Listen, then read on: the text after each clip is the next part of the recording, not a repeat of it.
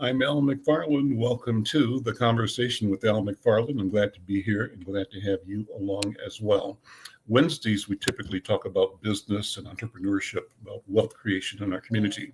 And part of that is just acknowledging where we have been, where we have come from, where we must go, both individually and collectively, as community, as neighborhoods. And I think the finest example of a space for that conversation is in the work of the Rondo community in St. Paul. Rondo is historic in many, many ways. And over the next couple of days, today, tomorrow, and Friday, we're going to have conversations with leaders, elders, activists, community people in Rondo neighborhood, all leading up to supporting the celebration of Rondo Days this Saturday in St. Paul. Well, I want to start today's program with one of the organizers and promoters of this Saturday's event, and that's Marina Neal. Marina, good afternoon. Welcome to the conversation. Good to see you, my friend. Let's start out with, let's go with the invitation. I have to acknowledge that we did a cover on Insight Net this week, yes, Monday, I guess it was. And the caption had the wrong date, so we're printing a correction. But I want to acknowledge that mistake. And when we make mistakes, we own up to them, and we ask people to understand it. And we do make the correction. So I'm making that correction now as well. So let's do the invitation first of all, date, time, place, event, and talk about it from that point on. Hi, Marina. Hi, thank you for having me, and thank you for the work that you do, Mr. McFarlane. I know you and your family have been holding it down within the community for many years, and thank you as a West Indian, Caribbean person for doing your part as well, whether it's with this event or Carry Fest or anything else that happens within our Afro-Caribbean community. So your flowers, of course. So Rondo is happening again Saturday, July 19th at the Martin Luther King Center in St. Paul off of Kent. And Marshall. We're actually activating a few different spaces, so it's not just the MLK side, but also the other side closer to Halley Q, where the kids zone will be. And so it goes from 12 p.m. to 7 a.m. The board has been working 7 a.m., 7 p.m. At 7 p.m. Sorry, thank you. My turn. The board has been working nonstop from last year to make sure everything happens for this year. And it's a small but mighty team. And so I have had the honor to do the admin stuff behind the scenes and kind of make sure we are staying on track as far as food vendors and table vendors and all that good stuff, making sure everybody have their credentials and their licenses and all that. And I'm just so excited. I am a Rondo transplant baby. I am from a legacy family of Rondo that is off of Carroll and Fisk. The actual commemorative plaza is right behind our family houses. I'm a Neal, proud to be part of the Neal family. So this touches really close to home for me. It was the first event that I saw when I came to Twin Cities outside of Carry Fest. And so it's an honor to be part of both events in different capacities because it really does bring our communities together and expose what happens in our African American and Afro-Caribbean communities. So it's an amazing event. Last year was outstanding. To bring it back after we were on hiatus due to COVID for so many years. I just want to say shout out to the team because it was flawless in every capacity possible. So really proud of our team. I've got a picture of the website we can pull up. We can pull up the website, and that picture kind of gives you an idea of the energy that was there last year. And that's MC Light, I believe, right? It is. It was Light, and we had Rakim there, not to mention so many amazing local artists like Juice Lord, and Danny Gibbons was on stage, Black Madonna. Diggy was DJing, Glow. So y'all making sure to also have the hometown talent represented.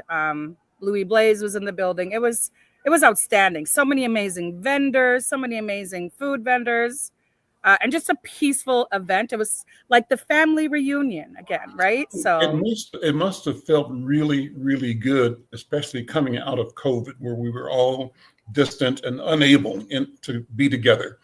In the way that we are together as community.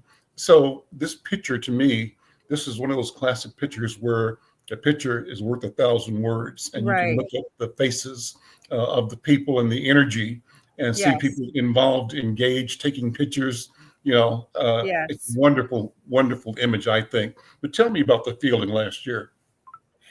For me, I think the best feelings was seeing Mr. Floyd Smaller and his family smile so many times. Gail Smaller, I have some behind the scene photos of like the Smaller family, just really the pride, and you're seeing that legacy transfer over.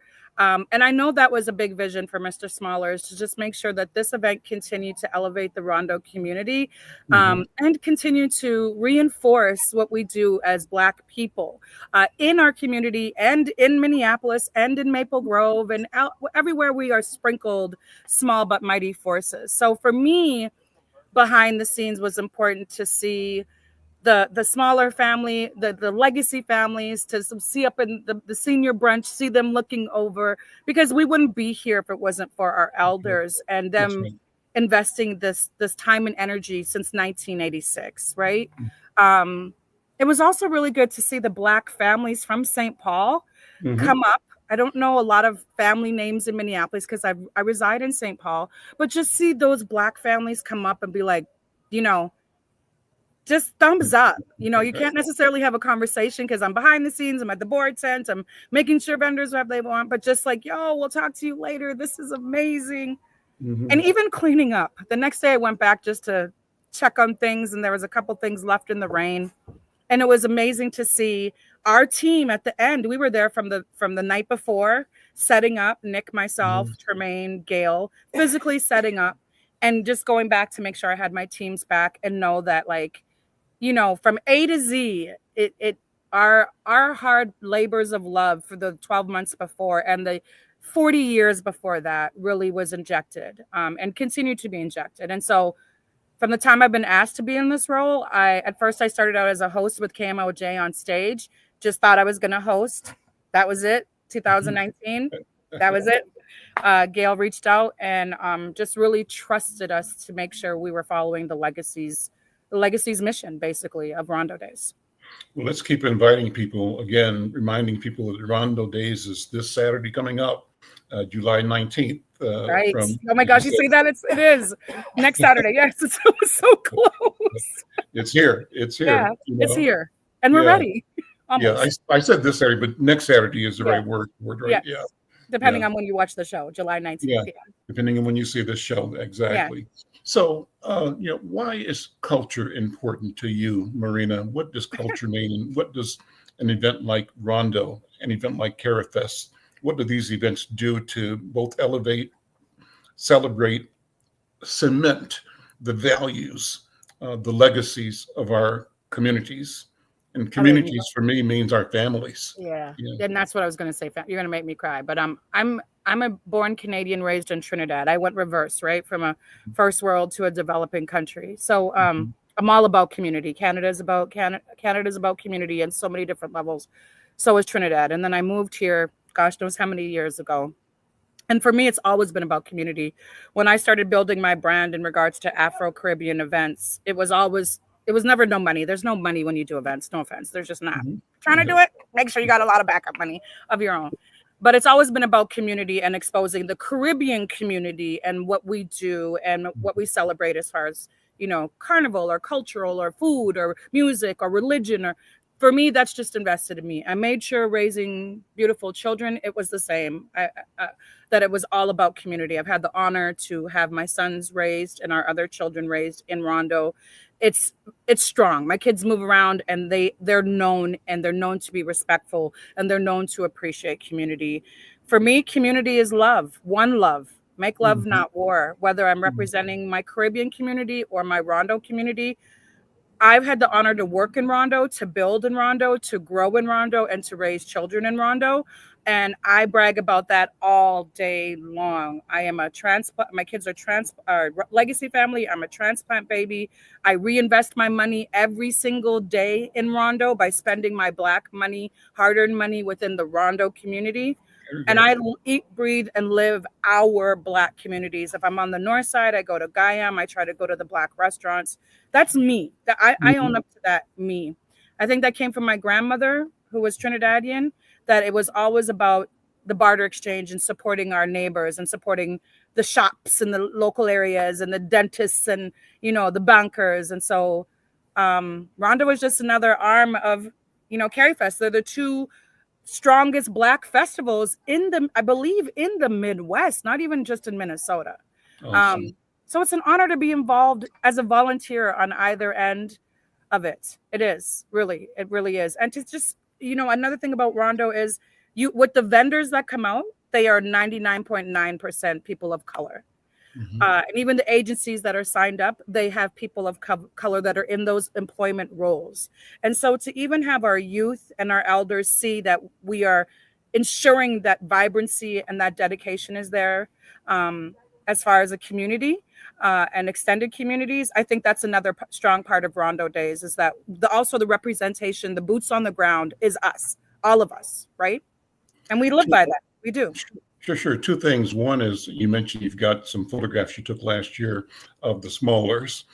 Send me those, because I'm going to be interviewing. I've been signed to NDA. I don't know if I can, but I'll Well, if they're I'll get available. permission. But yeah, no, some really good I'd like to show them, because we'll be interviewing Floyd Smaller on Friday. Yes. And so it'd be great to have those pictures there as part of that interview, if you can, or other pictures too. And then secondly, I was going to say, I think it's cool to list the names of sponsors. Oh yeah, we got that coming. Of vendors. Well, just throw some out right now, because I think anytime your name goes public, it's good PR. So, do you want me to pull up the list? First of all, name the attractions. What are the entertainment events, first of all, and then name some of the vendors and sponsors. Yeah, we're up and running from 12 to 7 p.m., right? So we're going to have a kids zone by Miss Mercedes, which was amazing last year. I'm not going to give it all away because we want people to come, okay? But she's doing some unique activations with that. I believe she's also going to have the Double Dutch crew there as well. And then within the kids zone, we have the vendors that will, the vendors that kind of go up to that to make sure it's appropriate and everything's flowing, whether it's the food vendors as far as AJ's ice, what is it called? Snow cones, or some of the different table vendors that will be. Pet Haven's going to be there. There's going to be this the museum, Children's Museum, that's going to be close. The Black firefighters will be also close in that zone. So that's going to be on the side that's closest to the freeway. So I guess we'd call it the Halley Q side, right? And then as you come up towards the MLK side, you're going to get closer to more seasoned, more 18 and up type of vendors. Everything from Deed, mental health is going to be there. We're going to have a lot of art, Black books, Black merch vendors there. And then we have people like Nanny's Jamaican Kitchen that's going to be there. We have Logan's Catfish that's going to be there. A few barbecue places, a few more Southern places. We have two juice companies that are going to be there as well. So we tried to make sure the vendors that we were getting was a nice balance of everybody's dietary needs, but also as far as when you're talking about tabling, we're not just having like political agencies there that are just going to be like, oh, this wasn't valuable. So a plethora of, we have close to 25 vendors as far as our table vendors, and we are at 15 food trucks. And so what we plan to do, Nick and myself, is also spread the food trucks out so that you're getting, Jamaican on one side, Jamaican on the other side, Southern on one side, Southern on the other side, barbecue. So the people can have a flow of food and not just be concentrated. And again, the majority of these are Black vendors, right? Especially our food vendors. I think they're 100% Black food vendors that are going to be there, which is so exciting because we're re-injecting that money into the wealth into those communities, right? It's so important. I know you got to leave in a few minutes. Let's bring Nick Muhammad in. He's going to hang out with me for the balance of the hour. And Marina, you stay as long as you're able to. Know that you're actually doing the work right now. Yes. And I've got projects at your fingertips there. Nick, good to see you, my friend. How are you doing, man? I'm great. How are you? I'm well. What's up, Johnny? What's up? Hi, partner. I You just guys, wanted to call out one more thing too, as we go ahead. talked Yeah, about vendors. sure. Please bring cash, Ah, because last year we were so jam packed, and there was so many people at our Rondo reunion that mhm. the systems got jammed. So Okay. make sure to bring cash for the vendors to spend your money, because you know how it is when you go to a festival. Sometimes you can't get the Wi-Fi signal, the cellular signal will stall. So I just want to make sure people, good old fashioned cash is good. I think Cash right still before the works. event, Nick, Yeah. something had happened. There was a outage the day before where everything was stalled. I don't know if you guys remember that, but like Yep. across the US, flights were stalled, the banking Yeah. went down, all of Yeah. that. So Yeah. good old fashioned cashola. Good point. Good advice. So, Nick, what all are you working on, man? What's your role in this organizing and presenting? Uh, well, pretty much I'm dealing with the city and permitting. So making Mhm. sure that we're cleared and the security, staging, and a lot of the contracts with, the acts and everything is set up and ready to go, surveying the park, making sure that everything is dotted and crossed so that, all of the city and park intersections are all taken care of. So just the tedious, unglamorous work. Shout out to the city of St. Paul and Parks and Recs. They make it incredibly manageable for me to do what I need to do, and they're very comprehensive. So, I've seen some of the communications, like from the city hall, where they have listed sound variances mhm. requests, and people don't think about that, but every little detail Yeah, means something, and it's got to be taken care of. yeah. I think we were the first one for the city for this year. So Uh-huh. we were first in line, and the city took care of it, and it did what it needed to do. But yeah, I'm basically stuck on all the paperwork. me and Trini dotting I's and crossing T's and checking licenses all day. So All right, all yeah. right. And so you're a transplant as well. I know that you're not born in Rondo, but you certainly are a bona fide member of the community, and are raising family in the Yeah. community. Talk about community. I mean, when you do this work, what's the feeling behind it that keeps you moving and keeps you believing, and also leads you to know that there is value that is enduring, that is transcendental, and that really transcends our lifetimes? This is really bigger than us. This is about, what happened before us, and it's about what's going to happen when we're gone, and what role we had in that evolution and building towards freedom for our people and for humanity. What do you think? Well, what comes to mind is the beauty of legacy for me. And I was a transplant from Indianola, Mississippi, same little town BB King was born in, home of the blues. And for me, um, Rondo was the first space that I was in Minnesota that made me feel like I was back home in Indianola. And Mm. what specifically it was that made me feel that way was looking around the neighborhood at all of the black faces that were my neighbors and schoolmates, and being able to walk up and down Sylvia Avenue and go to Mr. Tillman's Market, Mrs. Fletcher's grocery store, Earth's Beauty Supply, and see all of these black businesses in real time that were owned by families that lived right in the neighborhood. So for me, the beauty of that legacy and the community, allowing me to come in and essentially adopted me and my family, is a powerful sentiment that I never forgot.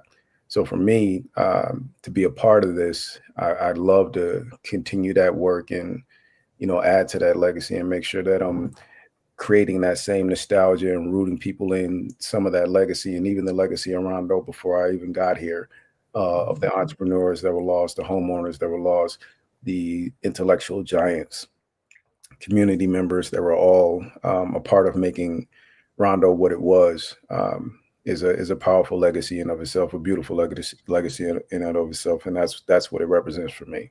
Well, let's go back and review some of that, because I think it's easy to get caught up in the beauty and the joy of the festival and to not understand the details of why we're here. And so, Rondo is famous, like many towns are famous neighborhoods are famous around the country because it was a victim of displacement and government-oriented destruction of Black wealth. And talk about that. I mean, because, you know, if we don't understand the movement before, we won't understand the movements that are underway today to continue to displace and devalue our humanity. Talk about the specifics. What's the story, the backstory? Well, the short version is that there was a historic community district on a Rondo Avenue where Highway 94 currently resides, and there was, you know, over 300 Black-owned businesses, along with 600 plus Black homeowners, not just people that were there. These were homeowners, people who own their homes. And the city of St. Paul, the state of Minnesota, decided to allow the interstate to come through and disrupt that entire corridor, displacing all of that intellectual, economic, and social capital and people and families to be uprooted and scattered, not only across the Twin Cities, but across the country. You know, there's a lot of people who plan their entire year around making sure that they come home. So when they say family reunion, that's not loosely a term that they use for Rondo Days. Rondo Days, you know, was commemorated by, you know, the Coach Smaller, Floyd Smaller, and Marvin Anderson later came along. But Coach Smaller had the vision and the foresight to say, look, we're not going to just go quietly and let this legacy be written off into the footnotes of history. I'm going to convene a space where we show just how large the community is, and I don't want to say was, but is, and give them a space to come back to this space and, you know, make their presence known, felt, and understood, and show that we're going to continue to thrive, continue to build. We're not going to lay down. We're going to continue to grow, and every year you're going to see how big these families that you uprooted have become, you know, and how far the roots of Rondo have run, you know. So for me, that was, you know, just a very, again, a powerful legacy to be a part of, and to, you know, it helps to drive the work that I do every day with, you know, the Rondo board and the leadership of Gail Smaller, Coach Floyd's son. And it's one of the things that, you know, I'm proud of every year. So I'm going to pull the video up again, or the website up again. Jared, put that up again. I have you kind of walk us through, because under it says like Discover Rondo. Pull that down a little bit and click on that tab to get a sense of what we're presenting. I go back up a little bit. I love the fact that the lead, back further, the lead paragraph sort of summarizes, you know, Rondo Days annual weekend celebration hosted by Rondo Avenue Inc., always held on the third Saturday in July in St. Paul, Minnesota, commemorating the legacy of the Rondo neighborhood. The festival has grown from its inception in 1982 to become the largest African American sponsored festival in Minnesota, perhaps in the Midwest. The Rondo Days Festival features live entertainment, food, service, and merchandise vendors, and many other activities to keep our multicultural audiences entertained through the day. And the program invites the community to celebrate the rich cultural heritage of the Rondo neighborhood. Again, Rondo Days is next Saturday, July 19th from noon to 7 p.m. And we want everybody to talk about it, to be about it, to show up, enjoy it, because it's really a wonderful feeling. It's a great way. Let's scroll through some more of the website, because maybe we'll do comments on that. Jared, what's the other tabs on the on the yeah. So people, can they still be vendors? Not that, can people still become a vendor between Nick, or is it already closed out? I believe that you guys have to the end of this week Okay. to become sponsors. It might be a little tight. You can still sponsor it, but as far as boothing, I think that's closed out. But you can definitely still sponsor and get your logo added to the the advertisements for the Go day. back. Let's talk about Floyd Smaller. Can we hear that video? I don't know if we can hear it or not. Yeah, you just got to unmute it and then rewind it. Yeah. Jared, I don't know if you can play that so that we can hear it.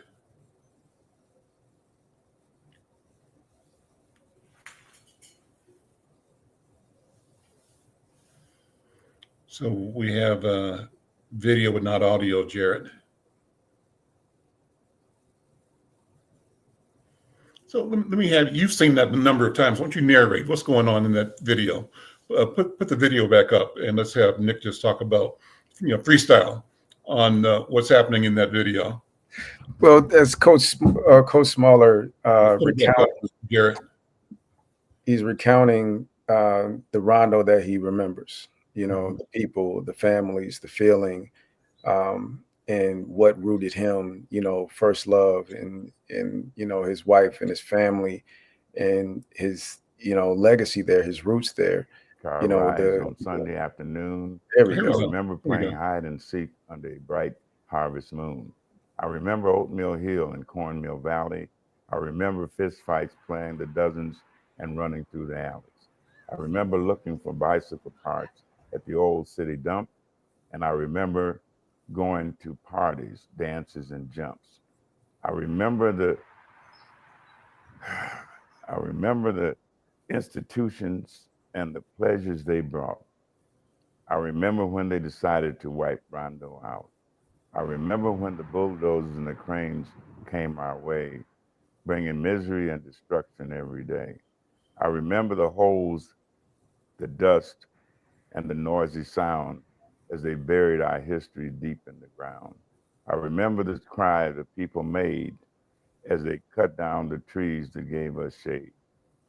The memories are as fresh as yesterday because in our hearts and minds, they will never take Rondo away. Oh, it's nice. It's a great poem. It's a great poem. Yeah. Yeah, Coach Smaller had a few of those autographed and sent out to a few people. So again, the Rondo he remembers and the legacy, it's really quite incredible when you think about what they built, and had it not been interrupted, what it would have meant for the city of St. Paul and the Black community in the Twin Cities, especially given the socioeconomic disposition of the community at large, is quite sobering. Mm-hmm. So right now, Rondo Avenue Inc. and the Rondo community, through several different initiatives, continues to address the problems created by the displacement. And there is a conscientious effort to restore and to correct. Talk about some of that. What are some of the things going on to address how the public policy really almost destroyed, certainly derailed the forward movement of our community? Well, right now, currently, Rondo Avenue Inc. is concentrating on preserving the legacy and making sure people don't forget what that legacy is. The centerpiece of that is Black family and family in general. And, if you look at some of the photos as Coach Smaller was recounting, you've seen husbands and wives and, nuclear families all over the place. And the legacy of what Rondo stands for, it leads right back to those same families. So when we come out there today, it started off with, a few hundred, and this thing has grown into thousands of people and thousands of families. And as Trini was saying, when she before she left, she's a part of the Neal family, and you got the smaller big family. Yeah. And that's the legacy that is incredible to watch, and even with my own children being added to the mix and just watching how large these families become, the endearing duty of Rondo Avenue Inc. is to make sure that people never lose sight of the importance of that, because that's what got everybody through. It wasn't any public policy that taught families how to stick together. There wasn't any politician, holding these families' hands when it was time to rebuild and tap into God and resilience and family and community. They just did it. So, that is the focus of Rondo Avenue Inc. right now. And there's some great community partners that we've been working with to jump into the public policy space. But we're also striving to make sure that we come up with things that are comprehensive, that, make sense, and that actually can be quantified.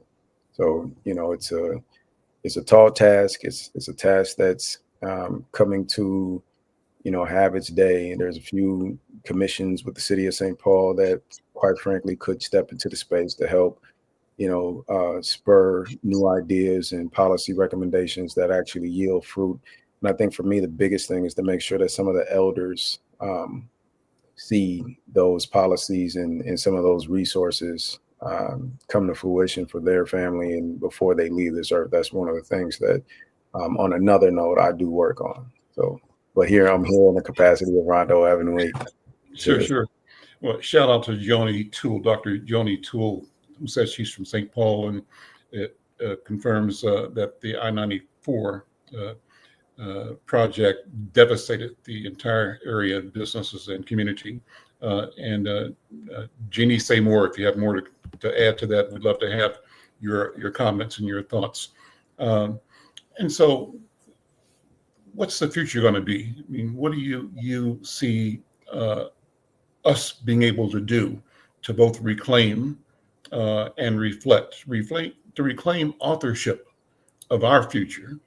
And I say our future is the future, but also in a way that honors the truth of our history, the legacy, and that reflects the resilience and the genius that we bring forward in community. What do you see in your mind's eye, your vision of a vibrant Rondo community? I'm saying that because for me, Rondo is emblematic of all of our communities everywhere in this country. And to me, that's also emblematic of all of our people everywhere on the planet. So but this is local. Yeah. What is the vision? Yeah. Well, I would hope, and I can only hope because I can't predict the future, but I will say that I would encourage people to tap into their confidence in the legacy of family, particularly Black family for me. And don't underestimate the power of that. Don't underestimate the power of yourself. Don't underestimate your capacity for competency. Go out and become as strong as you possibly can, as competent as you possibly can. And don't let anybody tell you what you can and can't do and what you're capable of. And I would encourage the youth to have visions of the greatness, visualize it, and then go out and add your part. Go out and figure out how you're going to put your mark into the legacy of, Rondo, into the legacy of the communities and family, and be just as great as you can visualize yourself to be. And I think that's the thing from Rondo that I take the most, is that they never stop, having vision. They never stop working towards goals. They never stop being great. In spite of everything that happened with 94, there are some incredible legacies of the children of Rondo. I mean, the city of Minneapolis had its first Black mayor, and woman at that. And she was a direct descendant of Rondo community, of the Rondo Avenue. So it's like, the power's there, and the geographic place isn't necessary where the power comes from. It's the people who made the place up. And that hasn't gone anywhere. You still have the roots, you still have breath in your body, and God in your heart, and act on that, and don't let anybody let you be small. And I think the greatest thing that we could hope for is the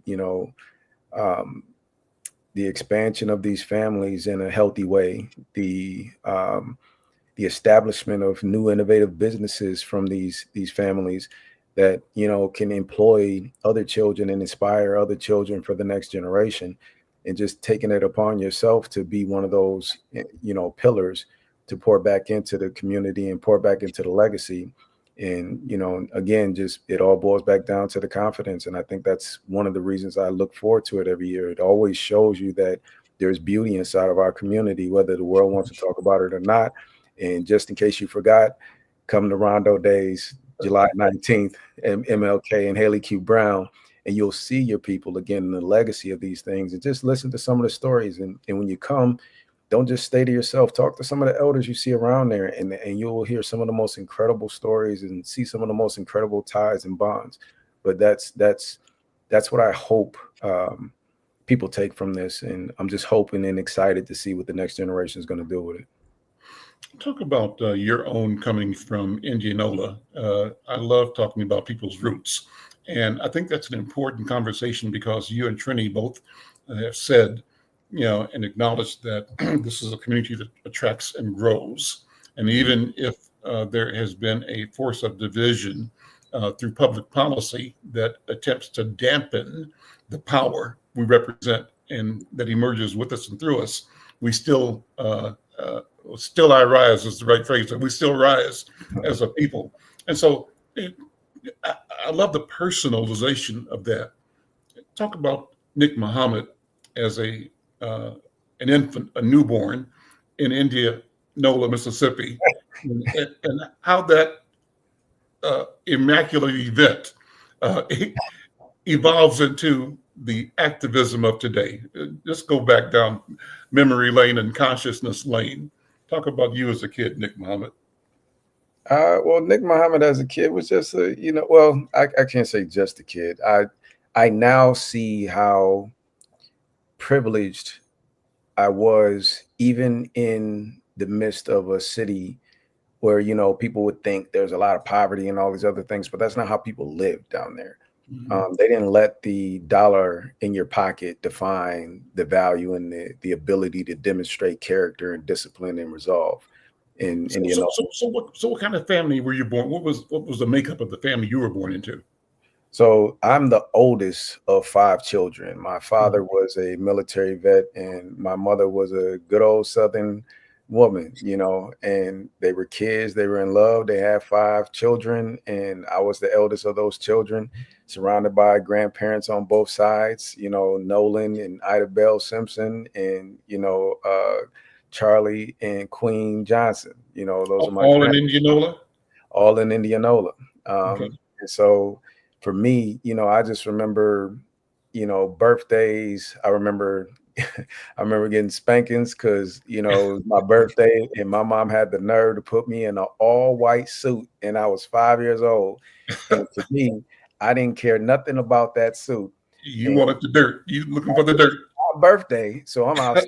I'm in the mud, dirt, playing in the grass. That thing looked like it was tie-dyed by the time I came back in the house. And I just remember, my dad cracking up, falling out. Like, what did you expect? He's 5. Those are my fond memories. And my cousins, riding on. We used to jump on top of barrels and see if you can keep your balance, and fires and all those kind of things. And the other thing that I took for granted was just how much we did there. So I had family that was at the post office. I had family who was in law enforcement. I had families who ran the local corner store. We had family that was still farming and producing, fruits and goods. Your name could be used at the store. Your family name could be used for credit at the store. And so, but when I came up to St. Paul in particular, I felt that same feeling going into Mr. Tillman's market. So let's go back though. That neighborhood and that economy you were just describing, and you kind of mentioned this earlier, the lived reality is different from the narrative that is from the outside. And the narrative from the outside describes a community that is impoverished, incapable, almost irredeemable. Yeah, and that gets what it deserves, right? Because of whatever.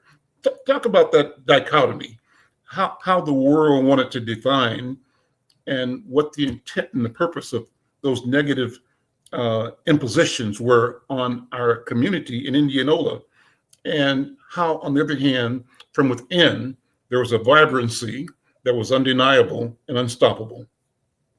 Well, I think for me, it was the first time looking back, I have the words to describe what I was looking at a little bit better now. And Mhm. so it was the first time I've ever seen the impact of like consumerism affect the esteem that one had for his own community. So we were perfectly fine until we started to contrast ourselves to the things we saw on television. Mm, We didn't have Rolls Royces, but we had cars that ran, and more impressively, we knew how to fix those cars ourselves. mhm, mhm. So it was like there was a rich culture of self determination that was embedded And that we self-reliance. granted exactly. And I noticed as like my uncles and aunts, there's basically two things to do in the South. If you're not doing arts, you're in the military or you're going to college. So as they got older and everybody branched out, they would go to the bigger cities, and be in the fast-paced cities where there was more material. And so being back home in the country wasn't as appealing as, going down Rodeo Drive or Grand Avenue or Harlem, Right, uh, right.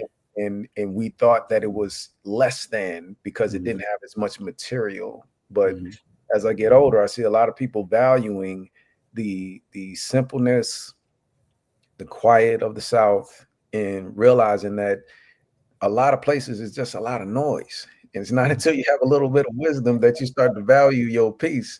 And then when you look for that peace, the quaint, environment of Indianola, Mississippi is a place that just has that in abundance. So for me, it's like, looking back, I realized just how much consumerism played a role in us looking down our nose at it. And we spent a lot of time leaving and, oh, I'm going to be this big shot here and there. But now we're all fighting to get back to Indianola, and Mhm. just have that simple day on the porch, work our farm, and do all the things that we used to laugh at granddad and grandma for doing.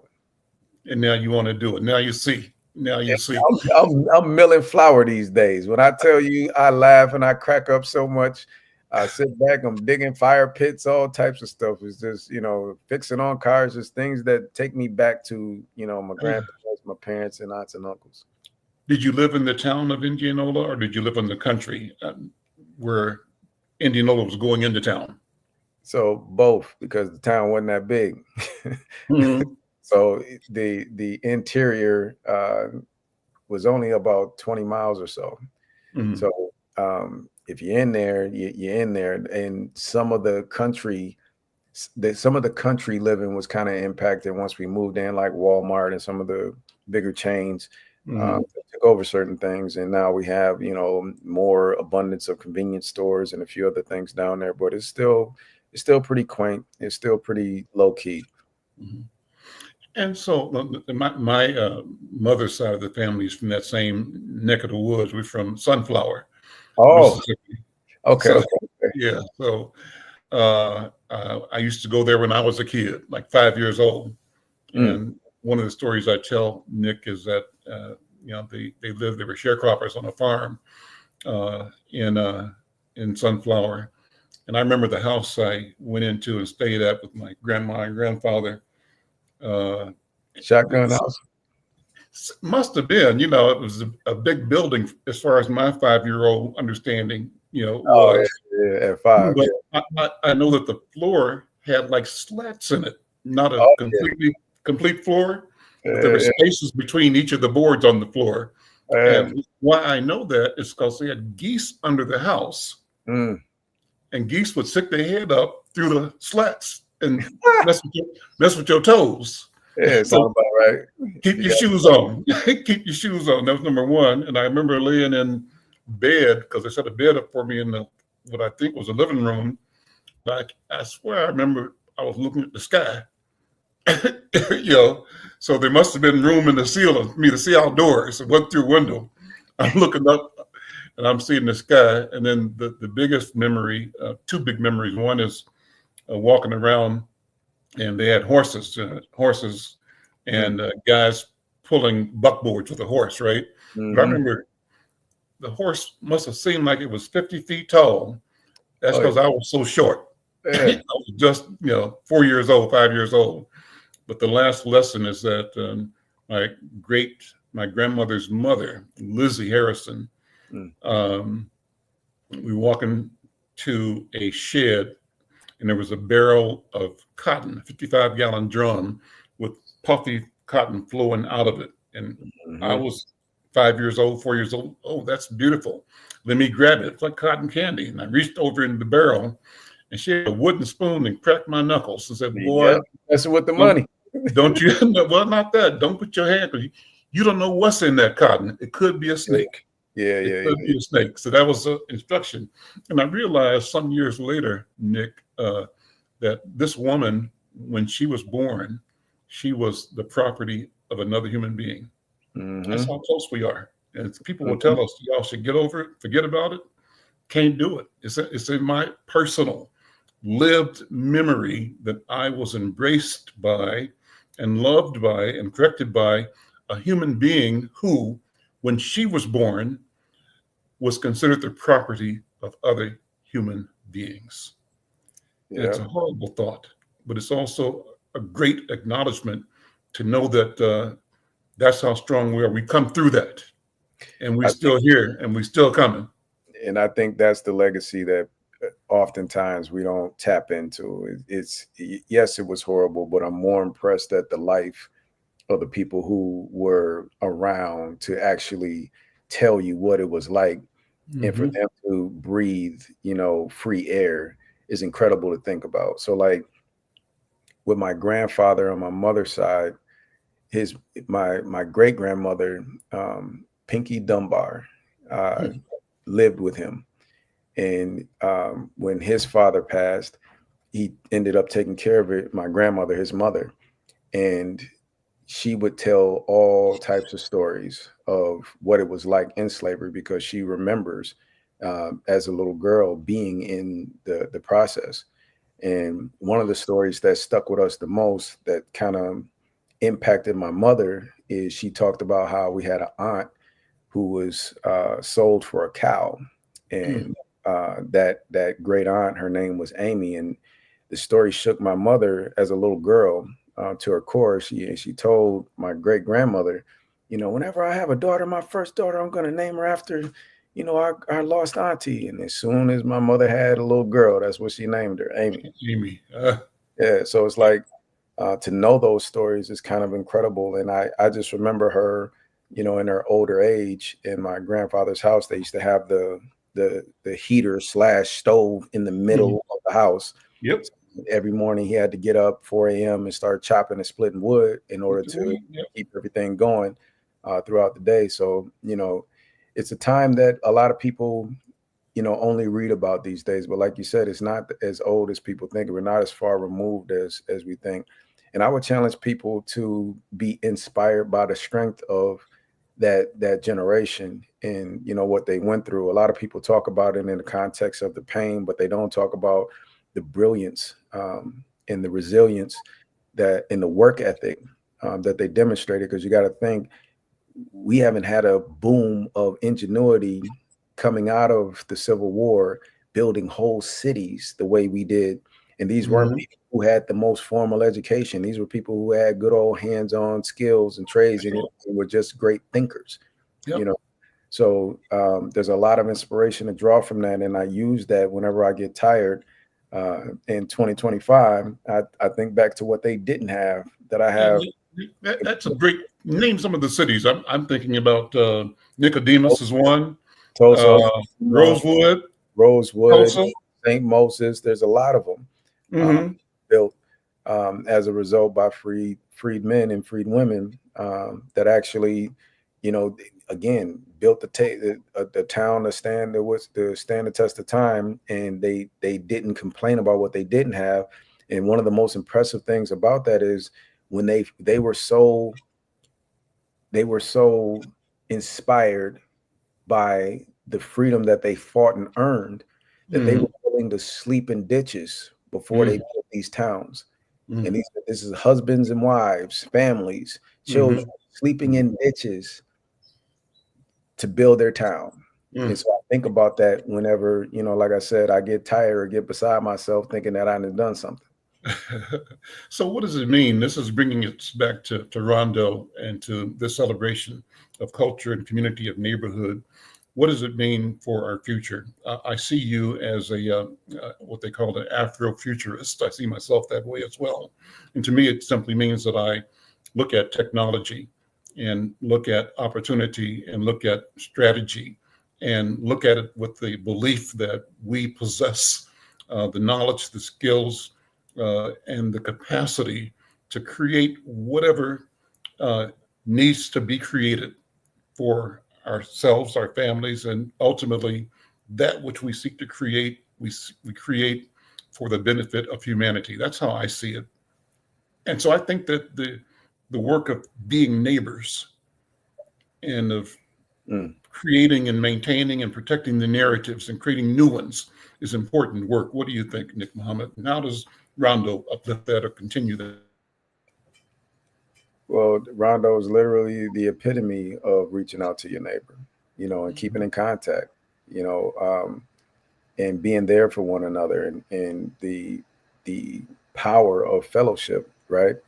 So it's like that's the legacy of Rondo Days, you know, and it's funny because Coach Smaller has a lot of family from Mississippi that came up here, and you know they've infused a lot of those Southern values into their family structure, and the fact that their family's still here to stand the test of time is a testimony to the power of those values, right?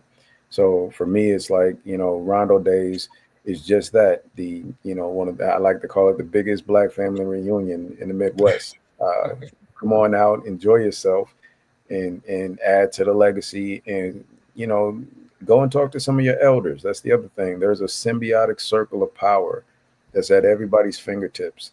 And one of the things that I try to push back on is this notion for, you know, each generation to stay siloed in their own understanding and their own worldview. When we come together, there's so much more that you can achieve when you're looking at what was and you have the vision of what can be.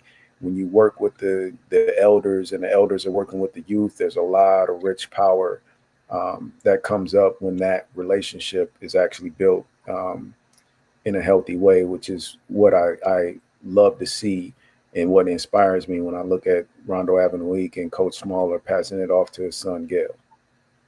Well, you know, the story is amplified, a story about legacy and generational, when we also acknowledge, and we do this more and more, knowledge, excuse me, the ancestors. And in the circles I'm moving in, more often than not, even when it's not expected, people will talk about their awareness of the presence of ancestors in their daily lives. And I think that that's a conversation that, again, refocuses our strength, because it moves it beyond the temporal and moves it into a space that is timeless. It moves us to the eternal. And so what do you feel about that? I'm throwing my stuff out to you, but I'd love to get your reaction to it. Well, I mean, I'm starting to redefine my definition of, like, you know, superhero, you know, and I'm looking at some of the elders that are walking around, and to me, they're quintessential superheroes, meaning they did things in a time where people didn't think what they would do was possible. So a lot of people don't know, like, without Rondo Days and the actions of Floyd Smaller, there would be no Taste of Minnesota.